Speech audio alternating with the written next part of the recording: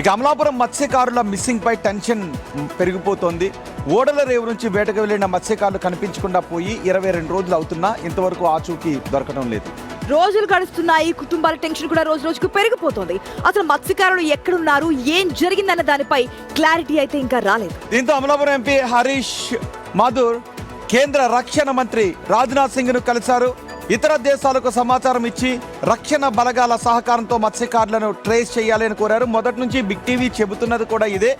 అక్కడ హెలికాప్టర్లు ఉపయోగించిన సమయంలో కూడా హెలికాప్టర్లు ఉపయోగిస్తున్నారా లేదనో, అప్పటికి హెలికాప్టర్లు ఉపయోగించలేదు. నిజానికి విస్తృత పరిధిలో సెర్చ్ చేస్తున్నారా, ఏదైనా ఇతర దేశాల సరిహద్దుల్లోకి వెళ్ళిపోయారా, వాళ్ళకి ఏదైనా చిక్కారా అని బిగ్ టీవీ మొదటి నుంచి ఈ డౌట్సే వ్యక్తం చేస్తుంది. ఇప్పుడు అమలాపురం ఎంపీ అదే డౌట్స్ని రక్షణ శాఖ మంత్రి దగ్గరికి తీసుకుని వెళ్ళారు. మత్స్యకారులు ఎక్కడున్నారో తెలుసడానికి ఇప్పుడు కేంద్రం ఎటువంటి యాక్షన్ తీసుకోబోతుందన్నదే కీలకం. మరింత సమాచారం మా ప్రతినిధి శివశంకర్ అందిస్తారు. శివశంకర్, ఏంటి రెస్క్యూ ఆపరేషన్ ఎలా జరుగుతుంది? రోహిత్, ఇక్కడ చూసినట్లయితే ఇప్పటికి 22 రోజులు గడుస్తుంది. వేటకి వెళ్లి 10 రోజుల్లో తిరిగి వస్తానని చెప్పిన మత్స్యకారులు ఇంకా రాకపోవడంతో కుటుంబాల్లో పూర్తి శివశంకర్, ప్రెజెంట్ రెస్క్యూ ఆపరేషన్ అనుకున్న విధంగానే జరుగుతోందా? అంటే ఇతర దేశాలకు సంబంధించి బార్డర్ని క్రాస్ చేశారా, వాళ్ళకి ఏమన్నా చిక్కారా అని అనుకుంటూ ఉన్నారు. అలాగే మొన్న ఒక 500 నుంచి 600 నాటికల్ మైల్లో సెర్చ్ చేయండి అని అడుగుతున్నారు. అలాంటి సెర్చ్ ఆపరేషన్ జరుగుతుందా?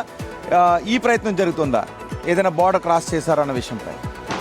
ఎస్ రోహిత్, ఇక్కడ 500 నాటికల్ మైల్స్ దగ్గర కూడా నిన్నంతా కూడా సెర్చ్ ఆపరేషన్ చేశారు. కానీ ఎక్కడ వారికి సంబంధించిన బోటు మాత్రం కనిపించలేదు. సో ఇప్పుడు ఇంకా చేసేది ఏం లేదని చెప్పి ఇన్ఫర్మేషన్ అందుకున్న తర్వాతే ఎంపీ అమలాపురానికి సంబంధించిన ఎంపీ హరీష్ మాథుర్ అయితే కేంద్ర రక్షణ శాఖ మంత్రి రాజ్నాథ్ సింగ్ ని కలిశారు. అలాగే కోస్టల్ గార్డ్ అడిషనల్ డీజీని కూడా కలిసి వినతి పత్రాలు అందించారు. అంటే నిజానికి కోస్ట్ గార్డ్ ఒక ప్లాన్ వేసుకుంటూ ఉంటారు, ఏం జరగడానికి అవకాశం ఉంటుంది, పాసిబిలిటీస్ ఏంటి అని.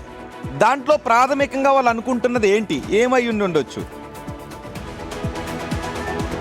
అంటే బోట్ ఐడెంటిఫై అవ్వలేదు కాబట్టి ఖచ్చితంగా ఇతర దేశాలకు వెళ్ళి ఉంటుందని అయితే కోస్ట్ గార్డ్ అంచనా వేస్తున్నారు. అయితే ఇప్పటికీ బంగ్లాదేశ్ కావచ్చు, శ్రీలంక కావచ్చు, వీరికి కూడా సమాచారం అందించారు. కానీ ఇంకా ఇన్ఫర్మేషన్ అయితే అక్కడి నుంచి ఎటువంటి ఇన్ఫర్మేషన్ రాలేదని అయితే చెప్తున్నారు.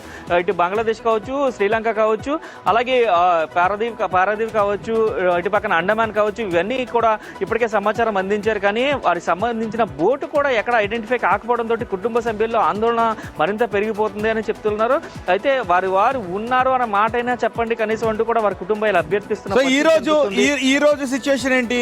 సెర్చ్ ఆపరేషన్ హెలికాప్టర్లతో చేసే సెర్చ్ ఆపరేషన్ హోల్డ్ చేస్తున్నారా, అండ్ ఏదైనా బార్డర్ క్రాస్ చేశారు అనే యాంగిల్లోనే ప్రయత్నాలు చేస్తున్నారా, లేదు ఈ రోజు కూడా సెర్చ్ ఆపరేషన్ కొనసాగుతుంది హెలికాప్టర్లతో?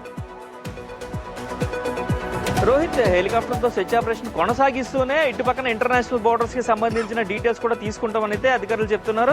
సెర్చ్ ఆపరేషన్ మాత్రం ఆగదని చెప్తున్నారు. అంటే టువర్డ్స్ లెఫ్ట్ అయింది, టువర్డ్స్ రైట్ కూడా చేస్తామని కూడా చెప్తున్నారు. మొత్తం టోటల్ గా సెర్చ్ ఆపరేషన్ అయితే కొనసాగుతూనే ఉంటుంది.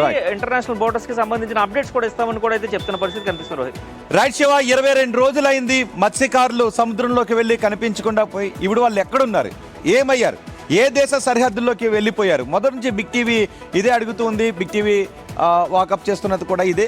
విస్తృత ఏరియాలో సెర్చ్ ఆపరేషన్ కొనసాగించండి, హెలికాప్టర్లు ఉపయోగిస్తే బాగుంటుందనే తొలి నుంచి. అంతేకాదు ఇతర దేశాల బార్డర్లోకి వెళ్ళిపోయి ఉండుంటారా అనే డౌట్స్ కూడా బిగ్ టీవీనే తొలుత వెళ్ళబుచ్చింది. ఇప్పటికే 22 రోజులైంది. కుటుంబాలు ఏమైందో అర్థం కాక అటుపక్క కన్నీరు మున్నీరుగా విలపిస్తున్నారు. వారి దగ్గర సరిపడా ఫుడ్ కూడా లేదు. అంటే ఆ వేటకు సరిపడా ఫుడ్ ఉంటుంది కానీ 22 రోజులు అయిపోయింది, వారి దగ్గర ఆ ఫుడ్ కూడా ఉండదని చెప్పి ప్రభుత్వాన్ని వేడుకుంటున్నారు. ప్రభుత్వానికి సంబంధించి మంత్రులు కూడా అక్కడికి వెళ్ళారు, అచ్చెన్నాయుడు మాట్లాడారు, సీఎం మాట్లాడారు, ప్రతి ఒక్కరు మాట్లాడుతున్నా మరి ఆ చూకి మాత్రం లభించట్లేదు. పూర్తి స్థాయిలో రెస్క్యూ అయితే విస్తృతంగా జరగడం లేదనే కొన్ని క్వశ్చన్స్ ఇప్పుడు కూడా, ఏదైతే ఒకవేళ మన దేశ బోర్డర్స్ దాటి వెళ్ళారా అనే క్వశ్చన్ రైజ్ అవడంతో ఇప్పుడు యాక్షన్ తీసుకున్నట్టుగా తెలుస్తోంది. రైట్.